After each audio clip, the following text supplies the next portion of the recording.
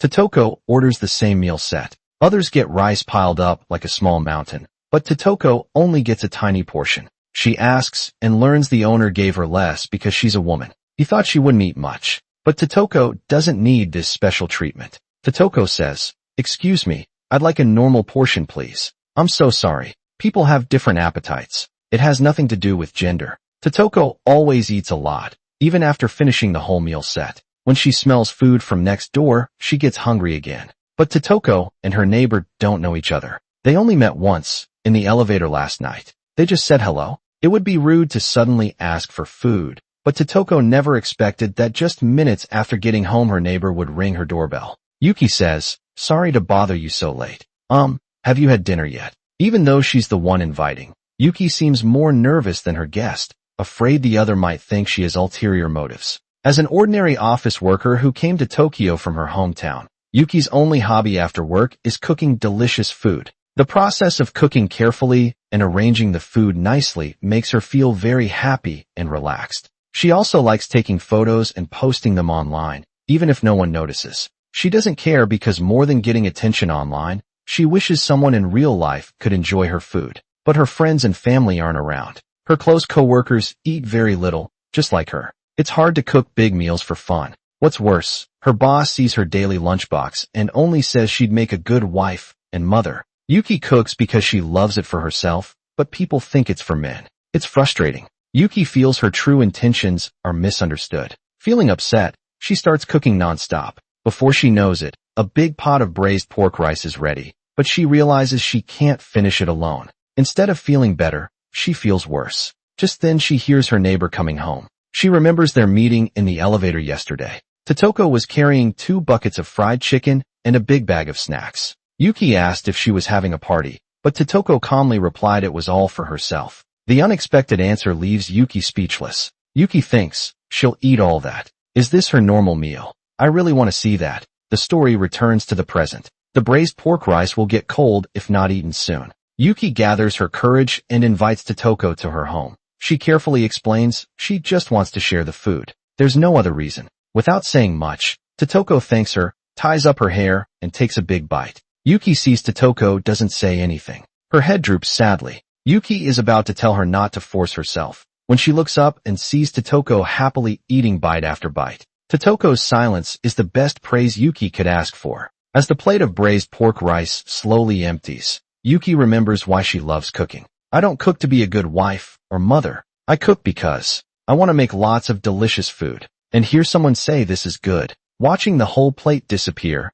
Yuki's eyes fill with tears. Totoko says, "Thanks. It's delicious." Yuki replies, "No, thank you. This omelet rice uses 8 eggs and 600 g of rice. It's gone in less than 5 minutes. But for Totoko, this is completely normal." A few days ago, she finishes a whole pot of braised pork rice in front of Yuki. It's a huge portion. Yuki gets so happy that she cries right then. After that, Yuki invites Totoko to her home for several days. Whether it's spicy curry rice or pasta with chewy meatballs, Totoko always cleans her plate. Someone who loves cooking and someone who loves eating are a perfect match. There's never any leftovers. After a while, Totoko starts feeling bad. She calculates the food costs and tries to pay Yuki, but Yuki refuses right away. She explains cooking is her hobby. She's happy to pay for it herself. But Totoko knows Yuki is a temp worker with average pay. She has little chance for promotion or raises. Plus, prices have been rising lately. Totoko insists Yuki must take the money. Totoko says, "I think paying for work is the simplest way to show its value. Also, always getting free meals from you, I feel isn't fair to either of us. I don't like that. It wouldn't be right if Yuki keeps refusing." Yuki accepts the money. Then she asks about Totoko's food preferences. Totoko says she eats everything, so Yuki can cook whatever she wants. Excited, Yuki invites her to come again on Saturday. She promises to cook a big meal that day. But when Saturday comes, Totoko doesn't hear from Yuki at all. Did she make plans with someone else? No, there must be another reason. Waiting any longer just makes her more worried. She decides to text Yuki directly, asking if she's feeling unwell. Yuki confirms that she is. Her period started suddenly, and she's too sore to move. She's been lying in bed all day. Totoko asks, "What brand of pads do you use? I'll buy them for you." "What brand of painkillers do you take?" Yuki says, "You're so thoughtful." Totoko asks, "Do you have an appetite? Anything you'd like to eat?" In her groggy state, Yuki texts what she's craving. Then she falls fast asleep. Soon the doorbell wakes her up. Totoko brings pads, painkillers, iron-rich drinks, and easy-to-eat pudding. But there's more. A rice cooker catches Yuki's eye before sleeping. Yuki said she wanted fried rice balls. So Totoko steamed rice at home and brought it over. Yuki feels warm inside. She starts feeling better. Yuki takes out the miso she brought from home. Yuki says, when she was little and got sick, her mom would always make miso-flavored fried rice balls for her. Hearing this, Totoko rolls up her sleeves and starts cooking. Totoko wraps the rice in plastic wrap. She quickly shapes 5 big triangle rice balls. Yuki, who eats small portions, waves her hands. She says worriedly she can't eat that much. Totoko says, I want some too. These are my share. Yuki says, go ahead, eat as much as you want. Totoko puts the shaped rice balls in the frying pan. She brushes miso paste on the top side. Soon a simple but tasty dish of fried rice balls is ready. After seeing Totoko take a bite and praise it, Yuki finally starts eating too. The first bite reminds her of her mom back home. They eat quietly until they're satisfied. Before leaving, Yuki says she wants to be strong like Totoko. She won't complain about feeling bad so easily. But Totoko tells her not to force herself. Everyone is different after all. Just be yourself. Though she wasn't feeling well this Saturday, Yuki had a really nice time. What kind of amazing way is this to eat? Eating rice with dumplings. Totoko stuffs a whole fried dumpling in her mouth. After chewing and swallowing quickly, she picks up her bowl and starts eating rice, even without any side dishes. Totoko still enjoys every bite. Yuki watches in amazement from across the table. A few days ago, Yuki suddenly got an idea. She decides to make a dumpling feast. So she buys a special multi-purpose electric griddle. Yuki prepares the filling and dough in advance. Totoko only needs to help wrap the dumplings. Though they come in all shapes, the fun is in joining in. This time they're making pan-fried dumplings. They place the wrapped dumplings into the brand new electric griddle. After frying for a bit, they add some water. Then they just cover and wait for a golden crust. While waiting, Yuki takes out soy sauce, vinegar, and yuzu kosho for dipping. She carefully portions them into her favorite small dishes. Soon the dumplings are almost ready. A quick flip and 2 more minutes, then they can feast. Paired with crisp, refreshing beer. It's pure joy. But Totoko hesitates. After clinking glasses, she puts her drink back down uneasily. It's not that she can't drink, but a past experience left her with a bad memory. Once after work, Totoko visited a small eatery. She ordered 3 portions of dumplings and a large bowl of rice. But then a customer nearby hears her order. He suddenly starts telling her how to eat properly. First he says dumplings go best with beer. He claims Totoko's way isn't the right way. Then he says she should order dumplings 1 plate at a time. He says no normal person orders 3 plates at once. After hearing this man's strange comments,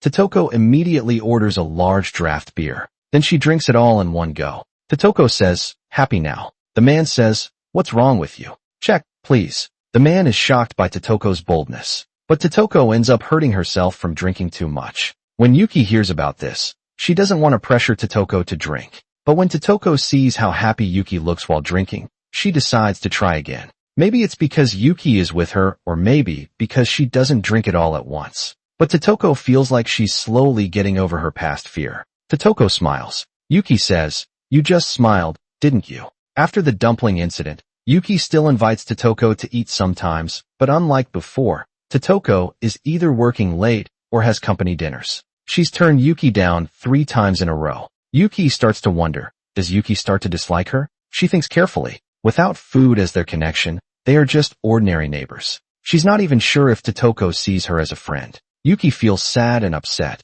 She accidentally makes too much salted fish and eggs. After thinking it over, she decides to give some to Totoko. But Yuki overthought everything. She never considers Totoko might just be busy. Totoko's company has too much work these days. Right after finishing work, her boss organizes a dinner. But for Totoko, who dislikes social events, spending time with Yuki feels more comfortable at home. Totoko sees an insulated bag at her door. She's happy to find Yuki's salted eggs inside. She didn't eat much at the dinner. They'll go perfectly with instant noodles. Remembering Yuki said, eating with proper dishes makes people feel better, she doesn't eat directly from the pot this time. Next day, Totoko washes the egg container and returns it to Yuki. She asks Yuki to hang out this weekend. First, to thank Yuki for always sharing food. Second, because they haven't met for so long due to her busy schedule, Yuki blankly agrees. Only after Totoko leaves does she react. Going out on the weekend sounds great. Yuki spends hours looking at date outfits. She takes a long time picking clothes, all just to go shopping with her neighbor Totoko. But they aren't going to a mall, they're heading to a huge farmer's market. Yuki heard this market has good food at low prices. Now she finally gets to see it with Totoko. But such a nice day feels wasted just on shopping. Since they rarely go out together, they decide to stop by the beach too. Yuki gazes at the endless ocean. She breathes in the sea air. Her tiredness from work slowly fades away.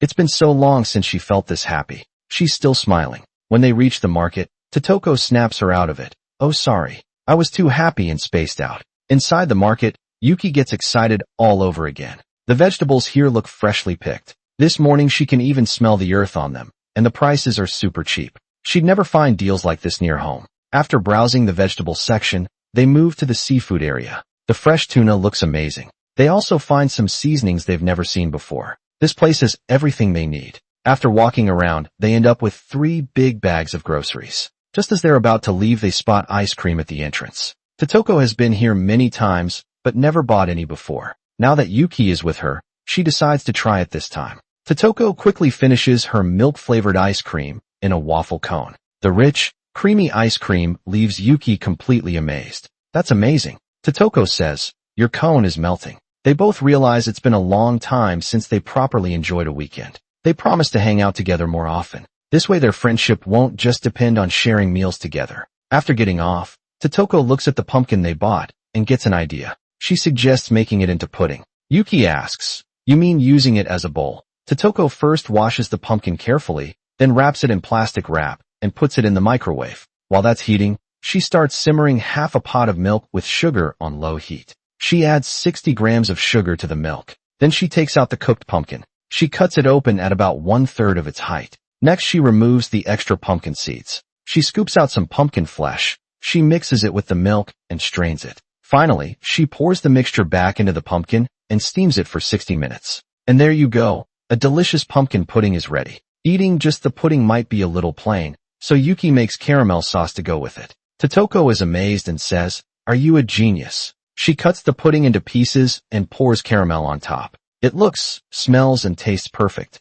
Totoko finishes one piece in just a few bites. But that's not enough to satisfy her. With one cut, she takes half of the pudding for herself. Being together makes their happiness double today. Totoko has bought ingredients at that market many times, but today is the first time she stops by the sea. She also finally tries the ice cream from that shop. If Totoko hadn't suggested it, Yuki wouldn't have thought to make pudding in a pumpkin. We could only make this because you were here. Anyway, thank you. I feel a little embarrassed. They glance at each other shyly. Then, without saying a word, they both look down and start eating the delicious food. Is it tasty? Yes. The cute bear-shaped lunchbox looks pretty and has balanced nutrition. Can you really bring yourself to eat it? Totoko is immediately charmed by its cuteness. She feels bad about eating it, but she'll be hungry if she doesn't. After some thought, she picks up her chopsticks. A few days ago, Yuki excitedly offered to make lunch for Totoko, but Totoko refused right away. She already eats at Yuki's place too often. She can't accept more favors.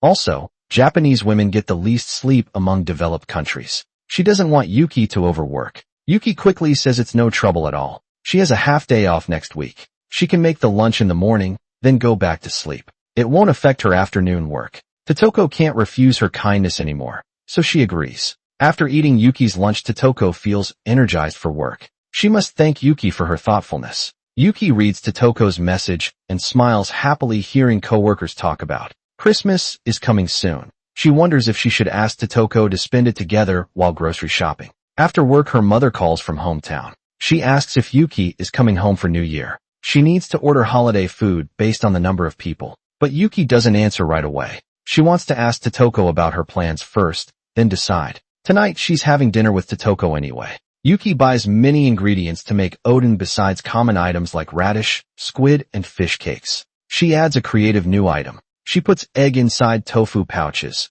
then seals them with toothpicks, like stitching. She simmers them in the pot soon. The hot oden is ready. The radish is soft and tasty. The fish cakes smell delicious. The squid is nicely chewy. Totoko cuts the egg tofu pouch in half. Totoko eats the food one by one. Totoko looks very pleased from their meals together. Yuki notices Totoko loves egg dishes. How did you know? You always enjoy my omelet. rice pudding, and boiled eggs. I see. Yuki doesn't eat much, but she tries many different things. Yuki pours oden broth into her sake. Now she finds a new way to drink it. Seeing Totoko's eager expression, Yuki kindly mixes a cup for her, just as expected. Even Totoko, who rarely drinks, loves the taste. It's really good, right? Yes. While chatting, they finish a whole pot of oden. While Totoko washes the dishes, Yuki casually asks, "Are you going home for the holidays this year?" Totoko hesitates for a moment, then admits, "I haven't been back home in 10 years, and I don't plan to go this year either."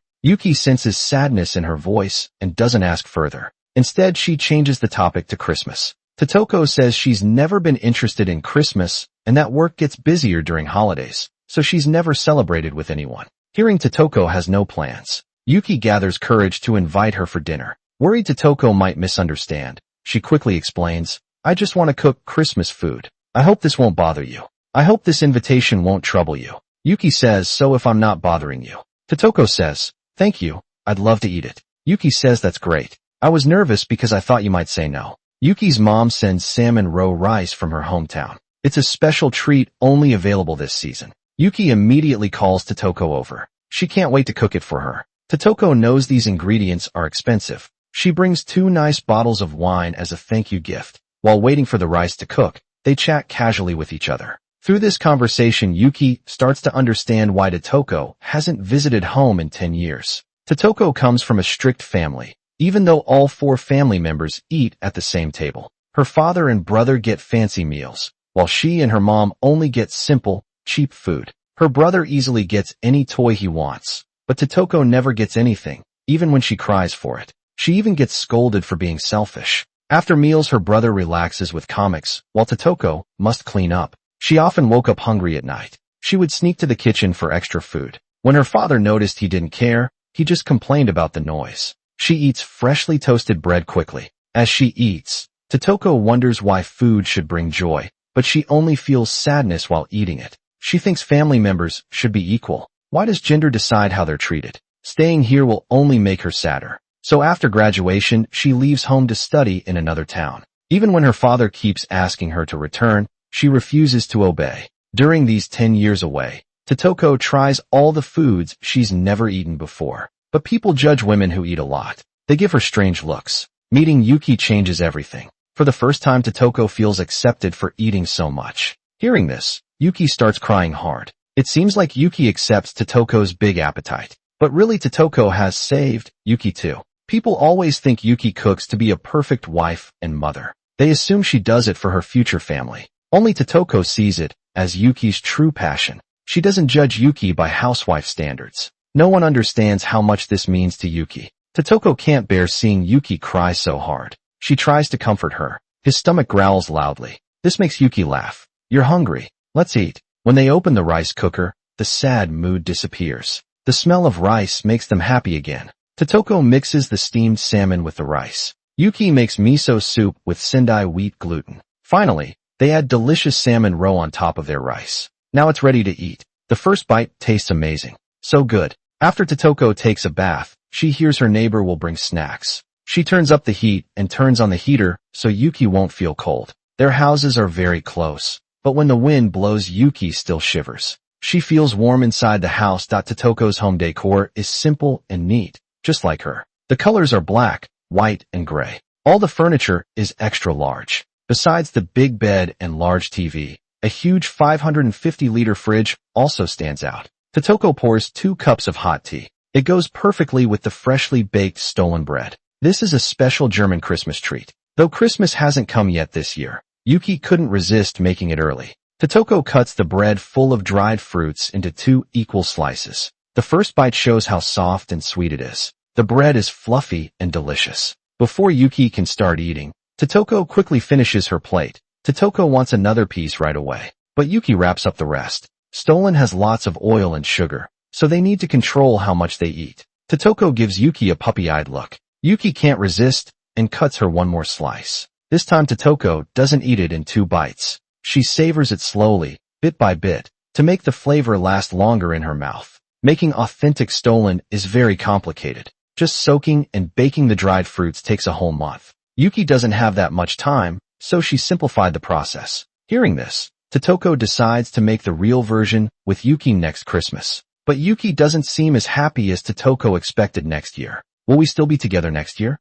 Totoko asks. What's wrong? Yuki says, I'm fine, this is really good. As Christmas gets closer, all the work piles up. Before the holiday, Yuki only has time to chat with co-workers. Sometimes she mentions how she often cooks for her neighbor. They even plan to spend Christmas together. Just thinking about how much Totoko enjoys her food makes Yuki feel really happy. A co-worker says, Miss Yuki, it feels like you're in love. Yuki tries to explain. Her neighbor is a woman, but the co-worker gets called away to fix a project. Maybe it's at this moment that Yuki starts to understand her feelings for Totoko. She always thought love only happened between a man and a woman, but times have changed. Even the ads on the street show how love can be different. Whether it's a man and a woman, two men or two women, they can be together if they love each other. Curious, Yuki looks it up online and finds many stories about love between women. She remembers how Totoko took care of her when she was sick. She also finds herself affected by Totoko's emotions. Then she slowly realizes this must be love.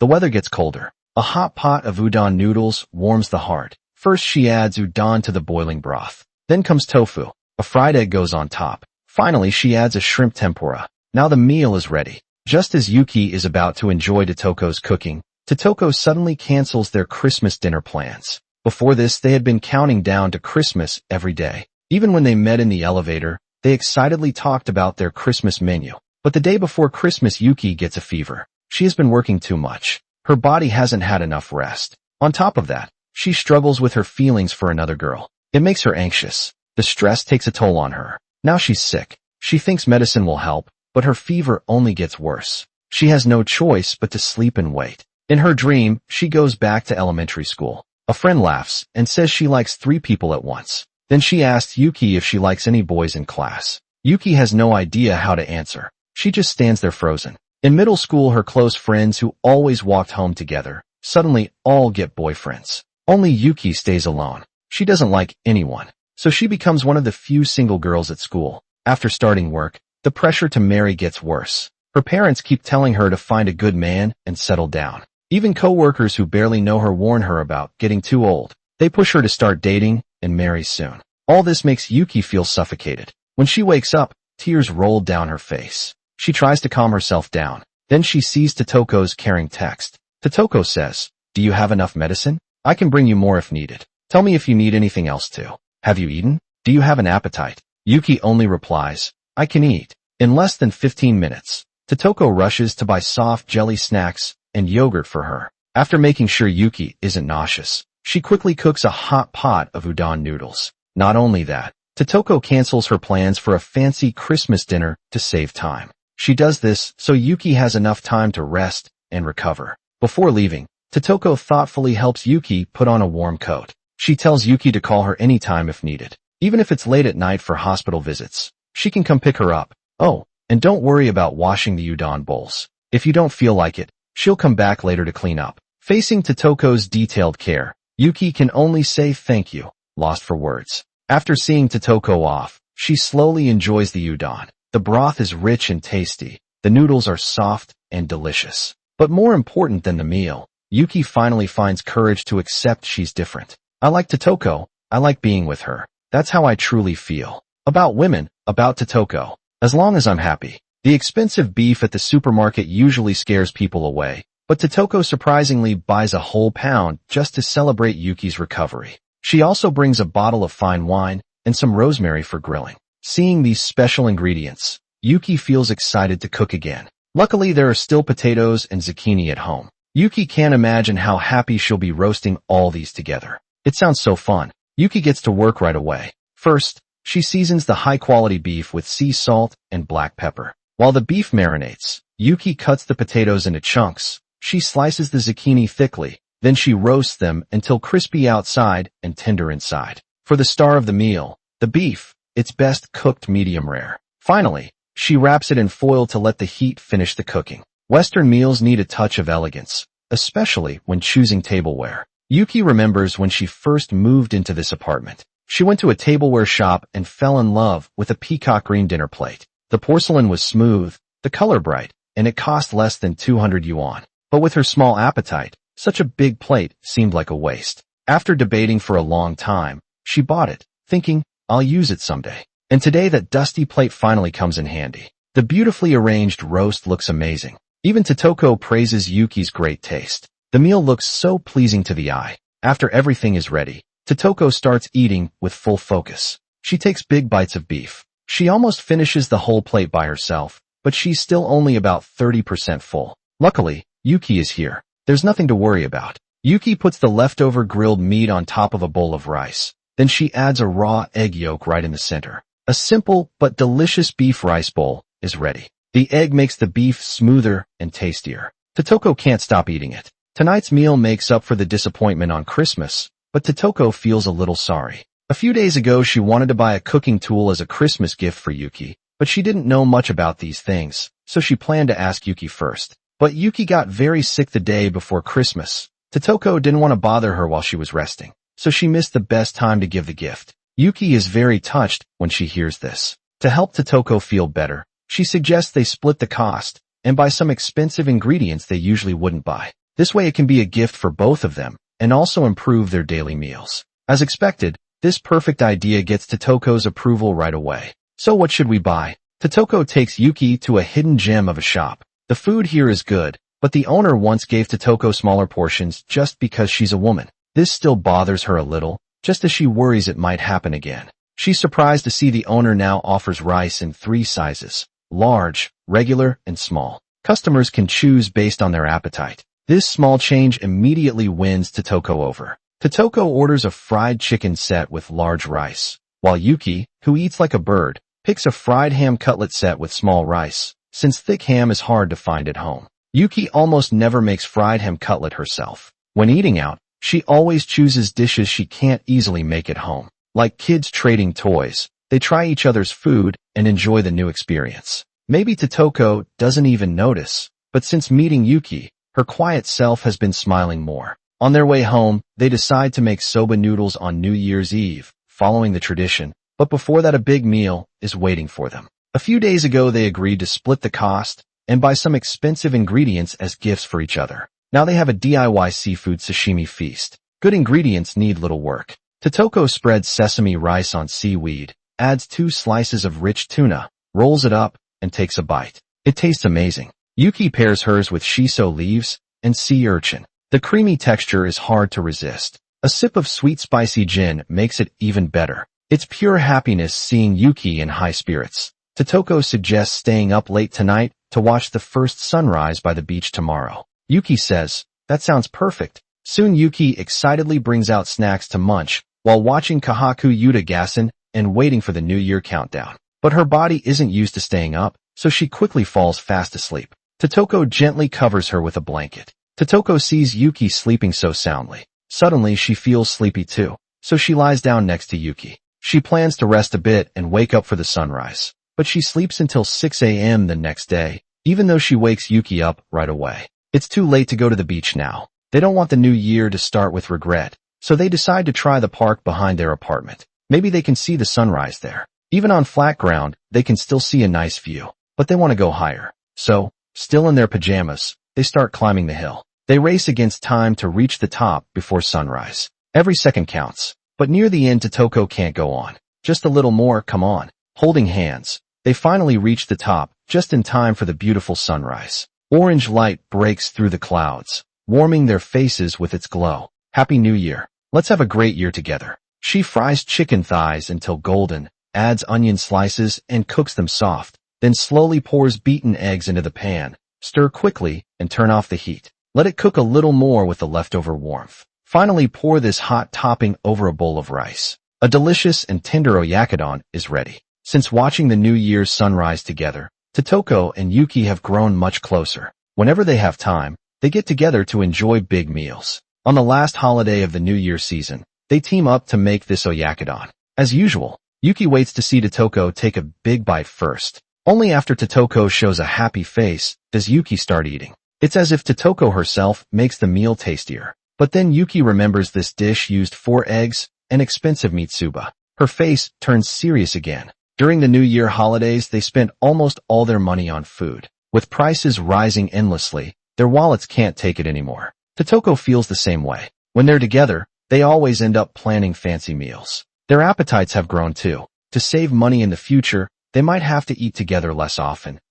But okay, let's just cut back on how often we share meals. After agreeing on this, they don't meet for days. For lunch they both eat cheap rice balls. Dinner is also carefully budgeted. I eat fried noodles for 37 yen per meal. Totoko isn't happy with just chatting online, so she suggests having a mochi party. They can use the leftover New Year's mochi. No need to spend money on extra ingredients. Yuki gets very excited when she hears this. She can't wait and sets the party for tomorrow. Does Totoko want to see me too? The long-awaited mochi party finally arrives that Yuki's smokeless pan, used before for gyoza, comes in handy again to taste the mochi's original flavor. They don't add many toppings at first. Perfectly crispy, soft, and chewy. It gets tastier the more you chew. Next, Yuki tries making mochi pizza. She spreads pizza sauce on the mochi, then adds her favorite veggies and bacon. Basically whatever's in the fridge goes on top. The key is topping it with lots of cheese. The mochi pizza turns out really good. After the pizza,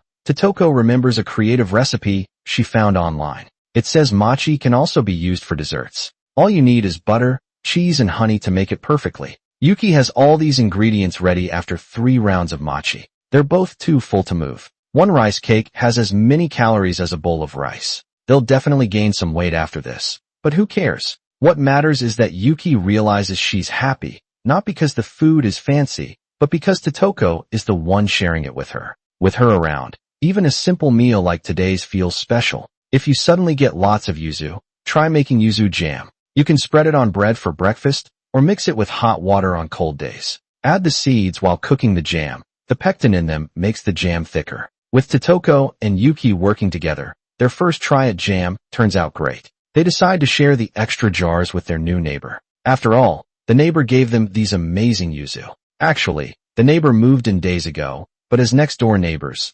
Totoko and Yuki have never met her until today. When Totoko passes by again, hello, Sena says, "Oh, sorry for blocking the way." She notices her delivery from home is clogging the hallway and tries to move it, but she's too weak to lift the boxes. Totoko steps in to help, easily carrying everything into Sena's home. Sena says, "Oh, I'm Sena, I just moved here." Totoko says, "I'm Totoko, nice to meet you." Sena acts like a shy little cat. She looks nervous and doesn't talk much, but she's very kind to thank Totoko. She packs 2 big bags of local food from her hometown. She gives them to Totoko. Totoko first thinks of Yuki when she gets the food. She waits until Yuki gets off work, then shares Sena's vegetables with her. She asks Yuki how to cook the yuzu. Well, that's how they end up making yuzu jam together, drinking the warm yuzu jam. Totoko wants to say something, but she stops herself. Totoko says, "It's nothing important, forget it." Yuki says, "This bothers me, Totoko. If you start talking but don't finish, I won't be able to sleep thinking about it."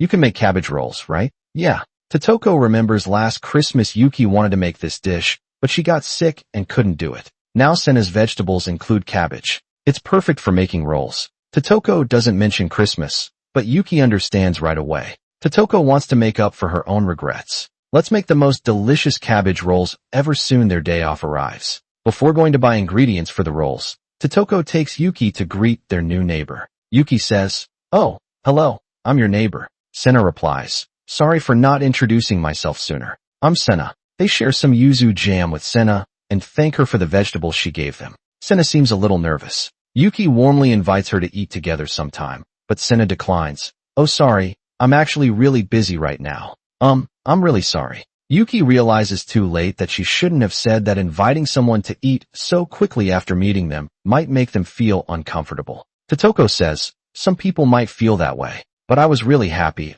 when you invited me to eat. Though it was a bit sudden back then too." Totoko adds, "But I truly was happy. That's why we're so close now." Totoko's words cheer Yuki up. She stops feeling down while shopping. That day happens to be Setsubun. The farmer's market is lively with Setsubun festivities. They join in playing ring toss and buy lucky beans. The festive atmosphere keeps making them happy. They just finished having fun with one game when the ihomaki sushi catches their attention. Eating special Setsubun ihomaki today feels just right. They decide to skip making cabbage rolls tonight. But which flavor should they choose? They can't decide. Suddenly Yuki gets an idea. Why not buy ingredients and roll their own sushi? It's cheaper, and they can learn how to make traditional ihomaki. but the money saved on food gets spent anyway. They might even spend more. When Yuki sees Totoko staring at the eel section, she knows they won't save money. After all, they've both been good at saving lately, so they deserve a treat. This box of conger eel will be their reward. As they finish shopping and prepare to leave, Yuki remembers they're missing one important tool. Yuki says, "Oh, Totoko, I don't have that at my place." Totoko says, "Okay, I understand." Yuki gestures but can't remember the name. Totoko understands what she means, but can't name the tool either. Confused, they go to a kitchenware store. One gestures while the other describes. Finally, the clerk gives them the answer. A sushi rolling mat, right? I'll take you there. The way they buy the sushi mat looks silly. It's so funny when they think about it to remember the name better. They keep practicing. Is it time for the sushi mat? We're counting on you. Sushi mat. The 7 ingredients in the ihomaki stand for the 7 lucky gods. Usually there's fish flakes, tamagoyaki, cucumber strips, shrimp, dried gourd, and shiitake. EHO means the lucky direction. It changes every year. This year it's northeast by east. They carefully adjust their positions. Holding their ihomaki, they face the lucky direction, make a wish, and take a bite. The homemade roll tastes amazing. Yuki wants to say delicious, but she remembers she can't talk while eating ihomaki. She stays quiet and nods at Totoko. But the next moment Yuki's happy face turns serious. It's an emergency. Totoko's filling is about to fall. Yuki wants to warn her, but can't speak. She's so worried she almost cries. Yuki thinks no choice. At the last moment Yuki has to step in. Phew, that was close. Thank you. They look at each other silently for 2 seconds, then burst into laughter. Breaking the mealtime rule doesn't matter now. Totoko has already made her wish anyway. Yuki looks at Totoko eagerly. She really wants to know what Totoko wished for. Good health and a long life. For both me and Yuki. A simple wish. Hearing the second part, Yuki almost loses her composure. Ever since Yuki realized she might have feelings for Totoko, she keeps overthinking things. During private dinners with coworkers, she asks about the difference between friends and lovers. She wants to understand her own feelings for Totoko. But even her coworkers can't clearly define friendship and love. When Yuki is alone, she laughs or cries. While watching movies, she compares her emotions to the character's feelings. Overthinking keeps her up at night. She posts a sad poetic status update, then deletes it. But after hearing Totoko's wish just now, she doesn't want to ask for anything more. Totoko's preferences are still unclear, but her kindness is never in doubt. Senna loses her keys and can't get home. Totoko invites her to come wait at her place. They try to figure out a solution together. Senna feels grateful but also a little guilty, because last time she refused Yuki and Totoko's dinner invitation. Senna explains she's actually happy they care about her, but for some personal reasons she's uncomfortable eating with others. Now Totoko doesn't ask about the reasons. Instead she carefully asks if Senna minds having tea with people instead of meals. Senna feels respected for the first time in ages. Senna says, yes, drinking together is fine. Totoko immediately makes tea for Senna. Senna starts to relax.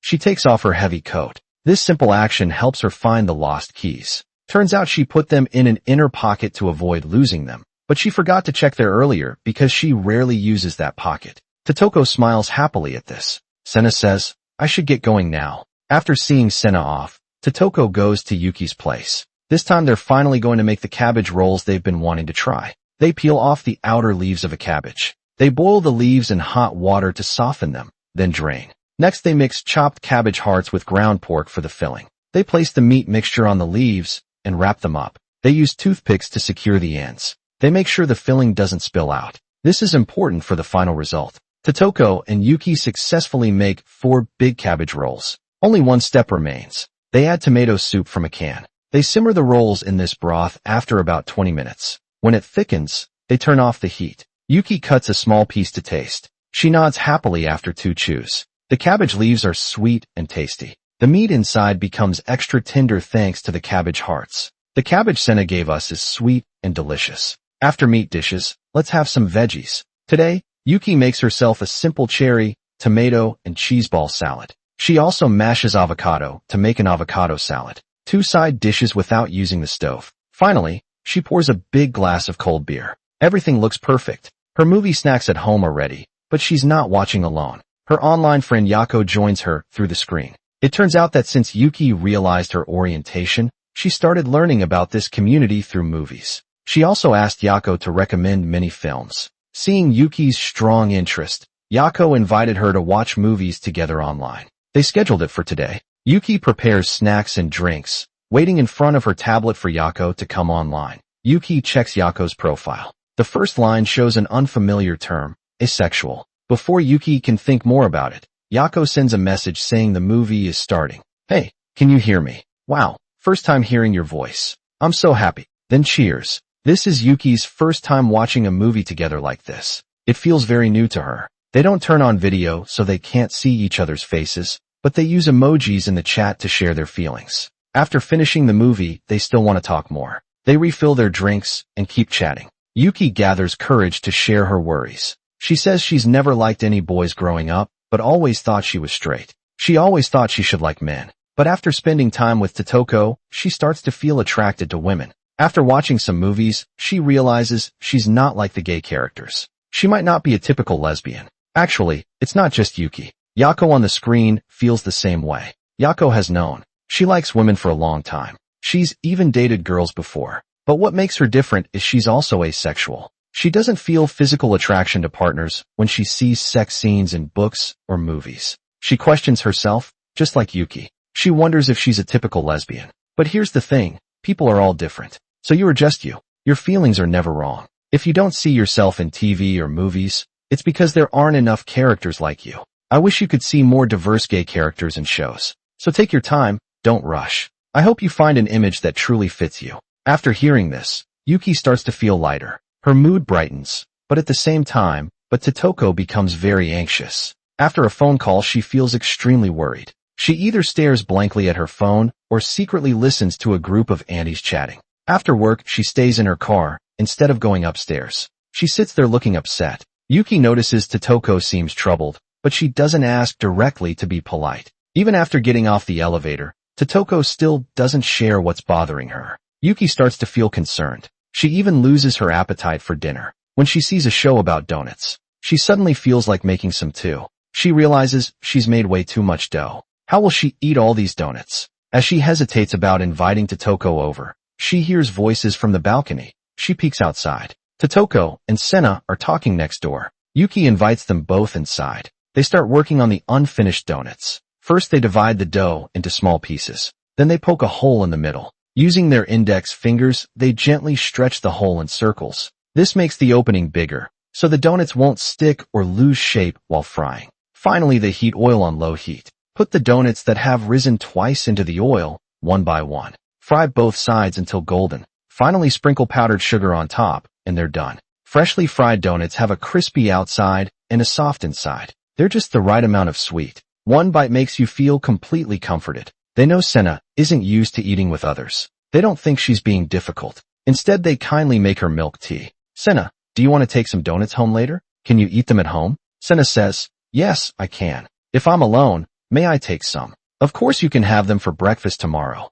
Yuki's kindness and her delicious food always make Totoko feel warm, like family. But sadly, her real family never treats her like Yuki does lately. Totoko keeps checking her phone because her father, who favors sons over daughters, has been calling her a lot. Totoko knows it's nothing good, so she ignores it. But then her father gets other relatives to pressure her to answer. When Totoko finally picks up, her father immediately orders her to quit her delivery job and come home. You're not doing anything important there anyway, right? Enough with this lazy, unmarried life. Do you know how hard your mom works every day? Grandma also has dementia. Now life is just really tough for them. Totoko realizes he wants her to come home and care for Grandma. She asks if her younger brother will help too. After all, he lives closer to home. But Dad says her brother is stressed with work. I have a wife and kids to support. Visiting Grandma sometimes is already being filial. Don't be too hard on him. But you just let Mom do all the work. They're your parents too. Don't you want to help your family? Why have you always been like this? Your grandma and mom spent so much effort raising you. Do you even care? Through the screen, Totoko feels like she can't breathe. She can't imagine how hard it is for Mom to deal with Dad every day. Families like this aren't rare in real life. At the supermarket where Totoko delivers, a stalker named Mary is just like her mom, working while caring for her sick mother-in-law. She's so busy she can't rest, even with back pain. Totoko only found out when she overheard Mary complaining to a coworker. She wants to say something kind, but never gets the chance, until they run into each other at lunch. Then one day Totoko runs into Mary during lunch. Are you okay about your family? Mary sighs. Yeah, it's really hard. Life is tough. Her voice sounds much heavier than before. She looks like she's about to break down. She always told herself that taking care of her husband's parents was her duty. After all, they're family. But her husband never helps at all. This makes her question herself. Often, she doesn't even know who she's living for anymore. Now that the kids are grown, she could get a divorce if she wanted, but that feels too selfish. Totoko understands how Mary feels. She wants to say no to her dad when he tells her to quit her job and come home. But thinking of her mom makes her feel cruel. If you don't want to go back, don't. You must cherish your own life. Don't sacrifice yourself for your parents. That's what I'd tell my daughter. I know it sounds selfish, but please live for yourself. Mary smiles. It feels like my daughter is saying this to me. Thank you. That night Totoko calls her father first. Her father thinks she finally changed her mind. Father says, I told you before, your room is now a storage space. But if we clean it up, Totoko says, I'm not coming back. Actually, I'll never return to that house again. After warning her father not to call again, Totoko hangs up firmly. If only we could choose our family. Totoko thinks to herself. Then she gets a message from Yuki. Do you eat cream stew? Chicken was cheap, so I bought too much. Totoko knocks on Yuki's door. Hot cream stew is served at the table. This time Totoko doesn't eat first. She happily watches Yuki start eating, then enjoys the meal heartily. They finish every last bite. After dinner, Totoko finally decides to tell Yuki everything that happened these days. She seriously shares her decision. I want to cut ties with my father. Some might say Totoko is irresponsible. Some might tell her to understand her father. But Totoko doesn't want to waste her life on that cold household. Waste her life because of it. Do you think I'm a cold person too? But I hope you won't say things like, don't abandon your parents. Yuki's face is red from crying. The Totoko she knows is kind and caring. She's not heartless at all. Your father made you think you're a cold person. I can't forgive him. Totoko never expected soft-spoken Yuki to say such strong words, for her warmth fills her heart. Yuki has been worried about Totoko lately. Only today did she learn what happened. Yuki says, no matter what, I'll always be on your side. I don't want to see you sad. Totoko says, I'm okay. Yuki almost confesses her feelings for Totoko. The next day Yuki collapses on her bed after work. But then, what's going on? The sudden blackout surprises Yuki. As she steps out to check, Totoko appears at her door. Totoko asks, are you okay? The whole apartment lost power. The cause is still unknown. Then Senna, the neighbor, comes out too. The power is out, so the three of them gather in Totoko's home. Totoko lights a candle. She reminds everyone to turn off their phone flashlights. This saves battery. Senna's phone still has enough charge. She offers to call the building manager. She asks about the power outage. Now only two people sit at the table. Yuki moves closer to Totoko. She apologizes and says on Valentine's Day she might have to work late, so their dinner plans may be delayed. Recently Yuki got moved to a new project. She stays busy every day. Even so, she still wants to make time to make chocolate treats for Totoko. But then again, if she forces herself to give it as a love gift, but Totoko only wants friendship, wouldn't that be selfish? Yako, who's listening on the phone, shares her thoughts. Yako says, but you don't need to worry so much. Whether it's love chocolate or friendship chocolate,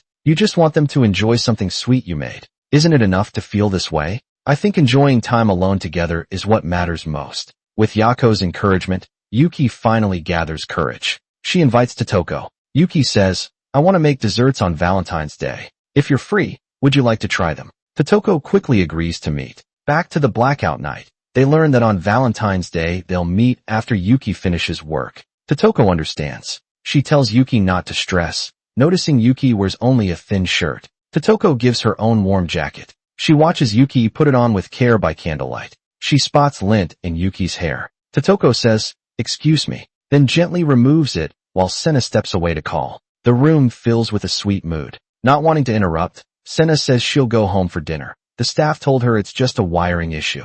Power will return in 2 to 3 hours. But Yuki also clumsily tries to leave. Totoko waits by the door to see them off. Yet after Yuki enters her apartment, suddenly Senna turns around. Senna says, if this is a misunderstanding, I'm sorry. You and Yuki, are you dating? Totoko says, we're not dating. Even though we're not dating, I really like Yuki a lot. The day before Valentine's Day, everyone at work and on the radio is talking about chocolates. On her way home, Totoko stops by a sweet shop. She's amazed by the many kinds of chocolates. Thinking Yuki likes alcohol, she decides to pick liquor-filled chocolates. A friendly shop assistant comes over. They recommend popular liquor-filled chocolates. Then they add, "These are very popular with men. They're perfect as gifts." Totoko's expression changes slightly at home. She keeps thinking about the assistant's words. She video calls Senna and tells her about it. Totoko says, "I was just picking chocolates for Yuki. I thought they were perfect for Yuki, but suddenly it felt like I was buying them for a man.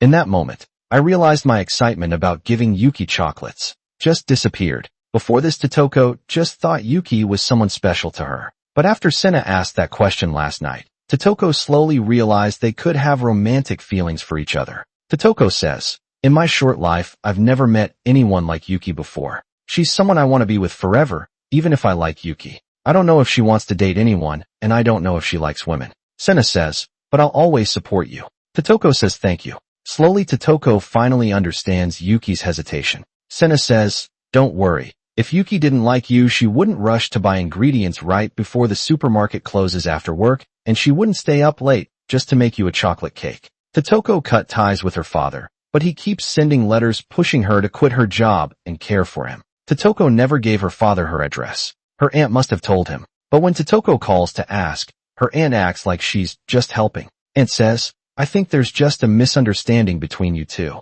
If you talk it out, everything will be fine. We're family, so don't worry. Just say what's on your mind. Let's all get along." These words sound light and easy, but they feel very heavy to Totoko. Get away from these annoying people and problems. Totoko must make an important decision. But before that, Totoko wants to enjoy Valentine's Day with Yuki first. After work, Totoko gets a call from Yuki. Yuki happily says her coworker helped with her tasks so she can leave on time instead of working late. That means they can have dinner together. To match the snowy weather, Totoko buys radish and chicken. They'll have hot radish hot pot for dinner. While Totoko prepares the broth, Yuki grates a whole big radish. Looking at the pile of grated radish, Yuki gets an idea. "Hey, there's something I want to try. Is that okay?" So cute. Yuki's creative idea makes the meal much more fun, even though in the end the radish dog melts into the pot. The hot pot tastes even better than usual. On a snowy day, sitting around a bubbling hot pot, they chat while eating. It feels so cozy. Don't throw away the leftover soup. Use it to make porridge. It tastes even better. Of course, Totoko's favorite eggs go into the porridge too. Seeing Totoko eat happily makes Yuki feel at ease. Even though she eats little, she can't help having more. So good. This is happiness. After the hot pot, the Valentine's Day highlight begins. Yuki heats up the homemade cake and plates it. She serves it to Totoko, eagerly waiting for her reaction. As Totoko cuts into the center with a fork, warm chocolate oozes out. She takes a bite, and the melted chocolate fills her mouth. It's really delicious. Yuki is relieved. The cake is full of Yuki's love. Of course it's good. Last night after work, she rushed to the closing supermarket, bought ingredients, and made it carefully. She made sure every step was perfect. She waits nervously until Totoko says it's delicious. Only then does she relax. Totoko isn't as skilled as Yuki at cooking, but she still carefully picks a box of chocolates for her. She doesn't buy the liquor-filled ones the clerk suggested. Instead, she chooses orange-flavored ones. The sweet orange and rich chocolate are a perfect match. Yuki loves them. A romantic Valentine's Day mood fills the little apartment. Totoko finally says what she's held back all day. "Actually, I want to move out." Totoko wants to move because the day before her father sent a letter. He demands repayment for raising her and threatens to visit in person to escape his harassment. Totoko plans to move away. Hearing this, Yuki cries and says what she's been too scared to share. "Let's cook together. I really like it. I really like it. The thought of never having moments like this again makes me so sad, because I like you. I really, really like you." After hearing Yuki's confession, Totoko feels touched and a little happy. Actually, Totoko hadn't finished speaking earlier. She is indeed moving out, but the main reason she brought it up was to ask Yuki to be her roommate. After all, Yuki's lease is almost up. Totoko says, "I like you too. I want to be closer to you from now on." Hearing that the girl she likes feels the same way, Yuki is overwhelmed with happiness. It takes her a while to calm down. The next morning, Yuki keeps checking if she's dreaming. She can't wait to share her joy with her close coworker. After receiving excited congratulations, her happiness grows even more. She also feels more motivated at work. But after a few days together, Yuki notices that her dynamic with Totoko hasn't changed much. Their conversations still revolve around food. After dinner, they still go back to their own places. They keep acting polite and proper all the time. Yuki doesn't feel like they're in a real relationship. She isn't sure if Totoko likes her as a girlfriend. Yuki starts overthinking. She tosses and turns in bed to distract herself. She even chops vegetables nonstop in the kitchen. When Totoko comes to see her, Yuki realizes she was chopping like crazy just now. Totoko has something important to say. She wants to tell Sena about their relationship. She asks if Yuki is okay with it. Seeing Yuki's confusion, Totoko explains she once told Sena about her crush on Yuki.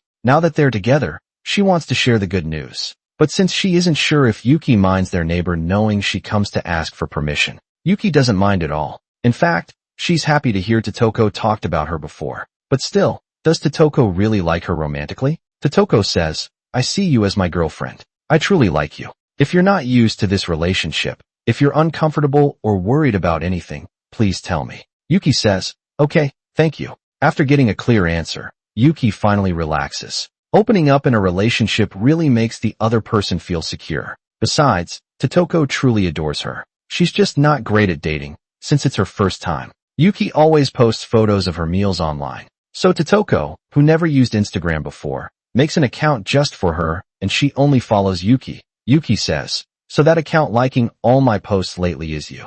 Totoko says, yes, I wanted to see posts from the person I like. The person I like. This woman who loves cooking brings a bowl of dough on her first visit to an online friend's house. Just a whole bowl of dough. After Yuki, who loves cooking, and Totoko, who loves eating, become a couple, Yuki shares the happy news with her online friend, Yako. She also accepts Yako's invitation to meet in person at Yako's home. Totoko gets nervous hearing they'll meet Yako together, so she asks Sena to join. Sena hates group gatherings, but she agrees to support Totoko. Even though it's hard for her, she says yes in the end. The three of them arrive at Yako's house. After Ono introduces them to each other, she takes a big bowl from her bag. Inside is the dough she prepared earlier. She plans to make fried naan this time. Yako's eyes widen in surprise. She's never met someone who loves cooking so much. After all, she's the type who hates cooking. For example, she plans to host a curry party, but the food she serves is just different flavors of ready-made curry dishes.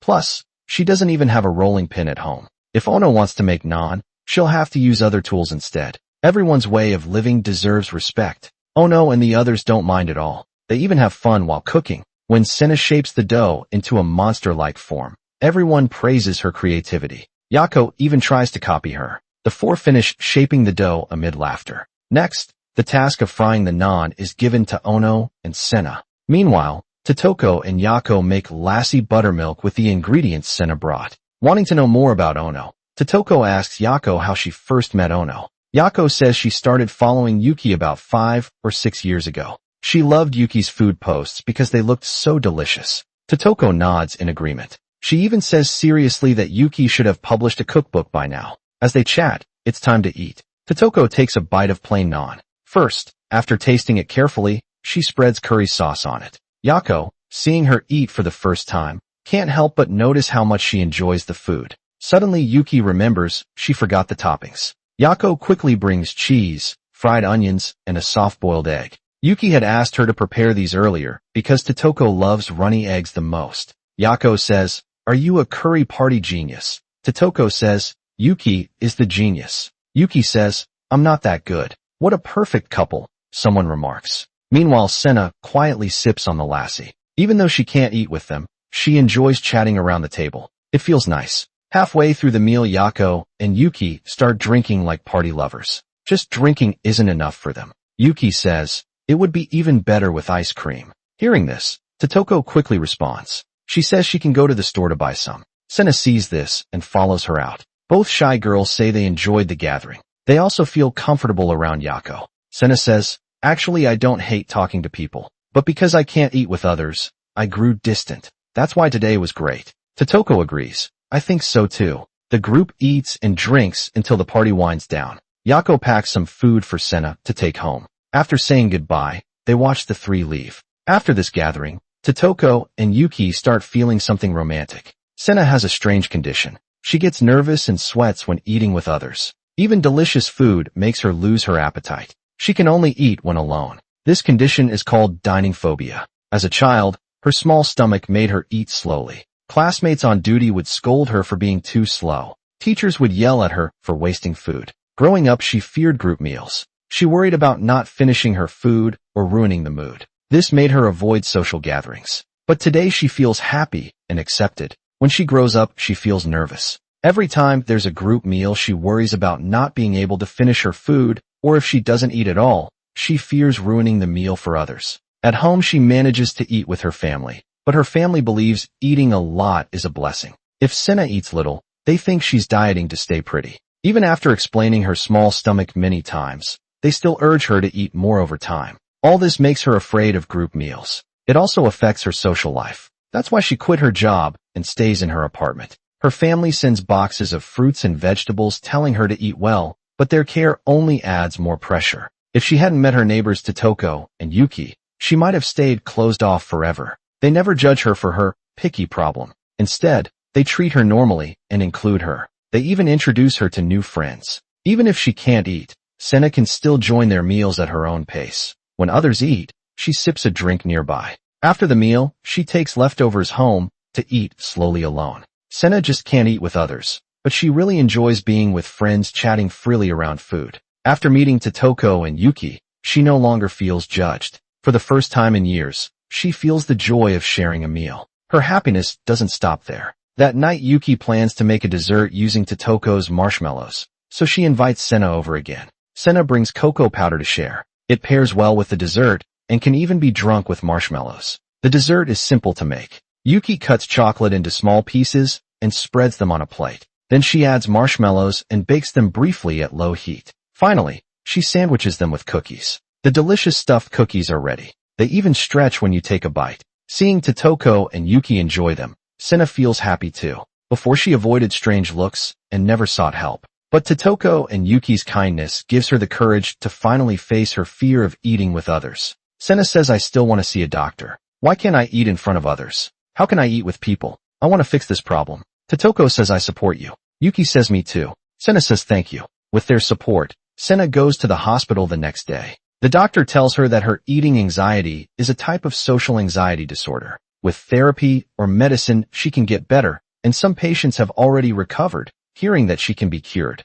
Senna finally feels relieved. On her way home, she meets Yako, whom she met at the last group meal. She shares her struggles with Yako. "Eating with others is something normal for everyone, but for me it's so hard. I feel useless. I always think this way." Yako listens quietly. As an asexual person, she sometimes feels useless too. She can't do romantic things like normal people do. So in a way, she really understands Senna's situation. Yako says, "But not being able to eat with others doesn't mean you're useless. Actually, just do what feels right, whether you eat or not. Don't force yourself. Go at your own pace. Of course, I'll fully support you if you want to get better." "Thanks," she replies. Meanwhile, at work, Yuki discusses Chinese cuisine with coworkers. "What are some classic Chinese home dishes?" "I'm from Setsubun. We have many home dishes, like twice-cooked pork." After just hearing about it from coworkers, Yuki, the cooking enthusiast, makes twice-cooked pork that same night. The dish looks delicious. Totoko's appetite wakes up.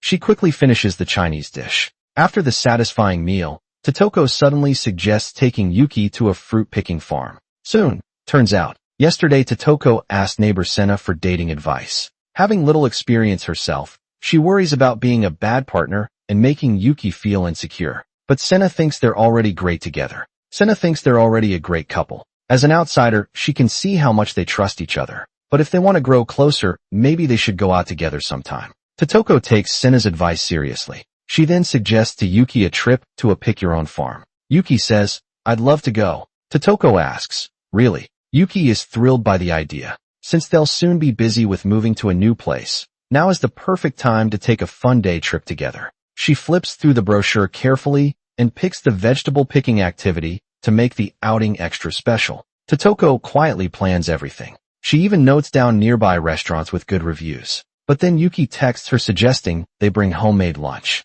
Totoko hesitates for a moment between eating out or packing food. In the end, she agrees with Yuki. On the day of their date, Yuki brings 2 sun hats to protect them from getting sunburned. Fully prepared, they follow the map to their destination. They arrive at a farmland. With the staff's guidance, they each pick a broccoli. After someone trims the messy leaves, they take a precious photo together holding their harvest. Besides that, they also try pulling radishes. Finally, they pull some green onions. After working hard for hours, they're so tired they can't even straighten their backs. But they're tired and happy. Looking at all the vegetables, they quickly feel the joy of a good harvest. Finally, it's lunchtime. Yuki makes tamagoyaki sandwiches with wasabi mayo. Totoko eats her favorite eggs, and her tired body feels energized again. Nearby, Yuki looks at a brochure and happily finds many restaurants nearby. She randomly points at a nicely decorated one. To her surprise, Totoko knows the restaurant's special dish. At this moment, Yuki realizes Totoko had already planned everything.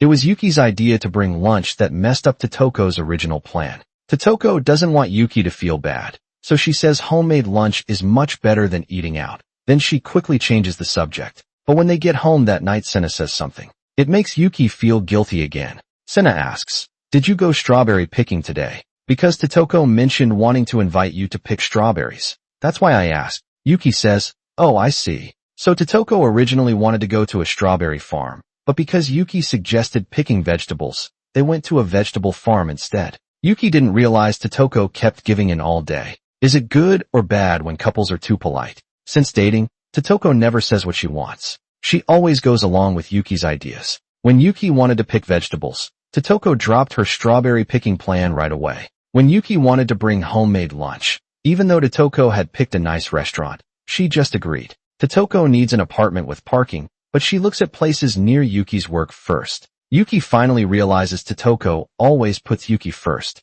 But this doesn't make Yuki happy. It just makes Yuki feel guilty. Isn't this just like forcing my ideas on you? Totoko says, "Not at all. I don't feel that way. It's really okay." Although Totoko says she's fine with it, Yuki still feels bad about the situation. If Totoko truly didn't mind, it would be okay, but she clearly has her own thoughts. Why doesn't she speak up when making decisions? After hearing Yuki's worries, Yako suggests she talk with Totoko properly. Everyone has different personalities. That's why problems happen in relationships. There's still a long way to go. Don't let small issues pile up and get worse. Yuki thinks Yako makes a good point, so she messages Totoko, "Let's eat together this weekend. I have something to tell you." Totoko replies, "I was thinking the same. Can I cook for us?" The ingredients Totoko uses aren't store-bought. These are vegetables she picked with Yuki days earlier. Totoko chops them into big pieces and puts them in the pot one by one. She adds some seasoning and stirs well. After simmering for a long time, the vegetable stew is ready. It's not professional cooking, but making the vegetables soft and tasty still takes effort. Yuki asks, "Did you start preparing early?" Totoko says, "Not really. Well, maybe a little." Besides enjoying Totoko's cooking, Yuki also brings homemade dessert. This is a strawberry pie I tried making since we couldn't go strawberry picking. The other day, Yuki made this pie to make up for it. Totoko feels really touched. She grew up holding back her feelings at home, so she's never been good at expressing herself. She's also never been in love before, so she's still learning how relationships work. Things like socializing and sharing feelings aren't easy for me. This must make you feel uneasy. Yuki says, "No, not at all." Yuki mentions that when they move in together, they'll face new challenges. If Totoko keeps hiding her true feelings and Yuki doesn't notice, it might hurt their relationship. Yuki says, "When you're with me, even if it's being selfish, I want you to say it." Totoko says okay. After this deep talk, they both feel more at ease. After enjoying the sweet strawberry pie, Yuki brings out some strawberry seeds. She wants to plant them with Totoko. They go to the balcony and carefully follow the instructions to plant the seeds together. They plant the seeds together carefully. This process feels happy and relaxing. Totoko remembers her childhood when she picked strawberries with her mom. That was one of the few happy memories she had in that home. This is exactly why she wants to share this joy with Yuki, the happiness of picking strawberries. Yuki thinks Totoko's past is heartbreaking. It makes her own decision to pick vegetables seem even more foolish. Yuki wishes she could take Totoko strawberry picking. Right now, Yuki says, "I'm about to collapse from guilt." Totoko can't help but laugh at this adorable woman. Just being with her, even picking vegetables could become a new happy memory. When feeling upset, try cooking red beans. After cooking, you'll forgive everything. Wash the beans and boil them in cold water. Drain and add fresh water to boil again.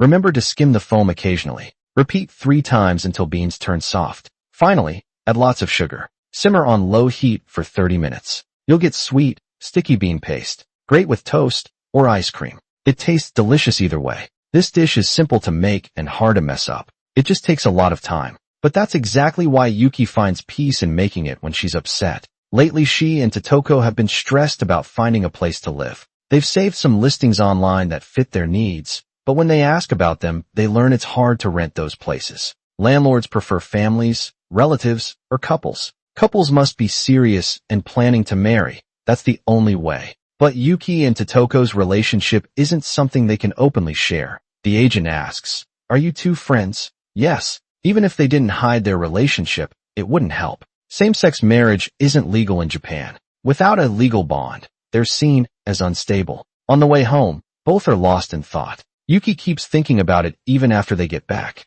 Then her mom texts her asking if she got the local treats sent from home. Next comes a photo of a baby. A younger relative Yuki's age just had their second child. Yuki knows her mom is hinting that she should get married and have kids. She thinks about her own life and feels stressed. For her, cooking is the best way to relax. Her family sent some red beans, so she decides to cook them. This leads to the scene at the start. Since it's simple and easy, Yuki can multitask. She cooks while searching online for rental places. Just as she finishes, Totoko texts that she's coming home from work. Yuki really wants to see her, so she waits outside. Despite the cold, it's not far, but for someone newly in love, this small moment feels special. As soon as Totoko enters, she smells something sweet. Hearing Yuki cooked red beans, she gets an idea. Totoko says, "Yuki, let's make red bean butter toast." Yuki says, "Sure, let's do it." They watch the microwave closely. As the thick toast turns golden brown, they spread butter on it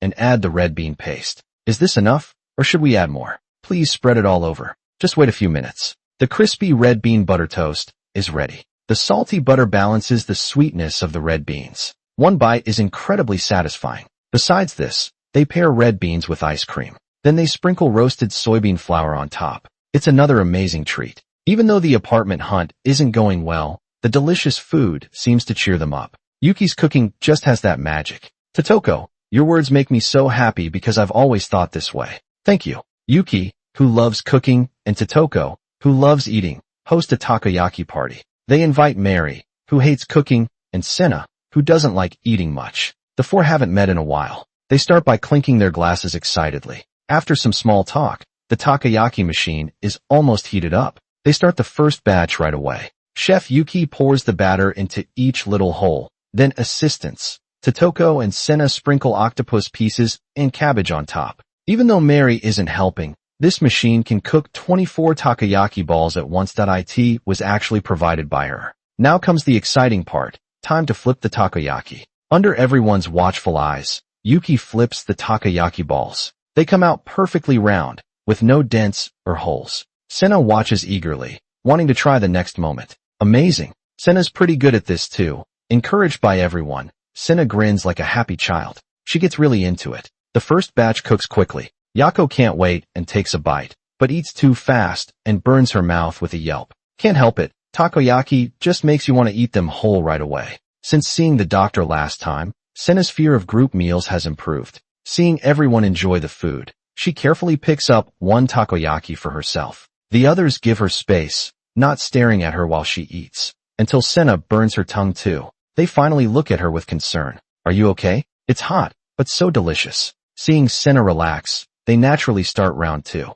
Yuki, called the party genius, breaks the rules by adding cherry, tomatoes, and cheese, giving takoyaki an Italian twist. For the final round, they use fruits, nuts, and chocolate as fillings. Perfect dessert. They chat while eating. Yuki and Totoko mention their moving plans. Senna, their neighbor, looks sad. Yuki and Totoko gave Senna respect and warmth, helping her face her fear of group meals. Yako notices Senna's sadness. After the meal, she comforts Senna. Yako says, "You know, human relationships are like stars moving in the sky." Stars. Yes, sometimes they come close, sometimes they drift apart. This is just how things are. But reaching out to them is still a good thing. Even if Yuki and Totoko move away, we can still call them to meet up. We can plan gatherings and hang out together. Senna says, "You're right." Yako is always so thoughtful with friends. When Yuki and Totoko had trouble finding a place, she recommended them an LGBT-friendly rental agency. This time they decide to tell the agent about their relationship. The agent asks, "May I ask how you two know each other?" "We're dating." Just a few days ago they were still discussing whether to tell the truth. Totoko didn't want to pretend to be friends. She wanted to admit they're a couple, but Yuki worried about being seen as different. She felt really torn. Then she learned even straight coworkers feel pressured by society and family expectations, forced to treat marriage as a life goal.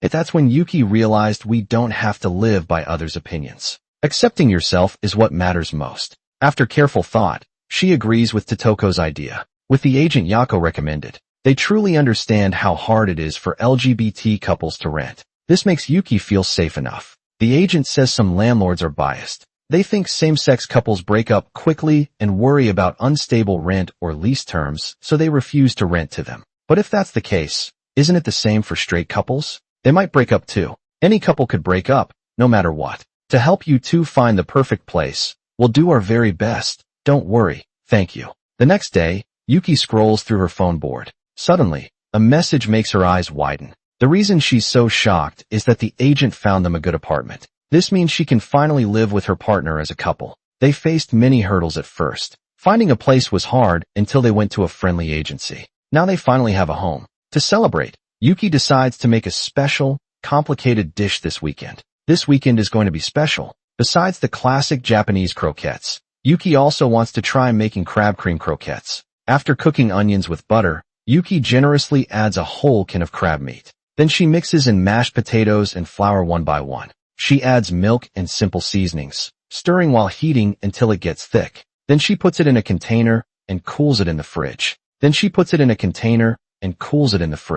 After it hardens, she takes it out and shapes it into balls. She coats them with egg and breadcrumbs. Finally, she fries them until golden brown. Now they're ready to eat. Following their hometown traditions, they shape the croquettes into round and rice bag shapes. This helps tell the two flavors apart. The round ones are the classic flavor. Totoko takes a bite. The crispy outside and soft filling are too good to stop eating. She's too busy eating to say anything. Yuki sips some white wine, then picks up a rice bag-shaped crab cream croquette. Just one bite. The smell of cream and crab meat fills their mouths. It also pairs well with the white wine. After eating and cleaning the table, they sit by the bed and remember the first time Yuki treated Totoko to a meal. This time Yuki makes a big and tasty braised pork rice. Totoko enjoys it very much, maybe because of the wine. Yuki gathers the courage to ask Totoko if she wants to take things further, like hugging and kissing. Totoko looks serious and says, "I'm willing to try each step with you." A sweet tension grows between them. As first-time lovers, they finally hug each other. They feel each other's warmth up close after reluctantly pulling apart. Yuki isn't satisfied yet. "Totoko, can we kiss?" "Yes." A month later, Mary quits her part-time job at the supermarket after her divorce. With fewer chores at home, she decides to look for a full-time job. Sena also steps out of her room preparing for job interviews and a new life. Totoko and Yuki move out of this apartment. They leave the apartment full of memories. They move into a new house. "Please take care of us from today."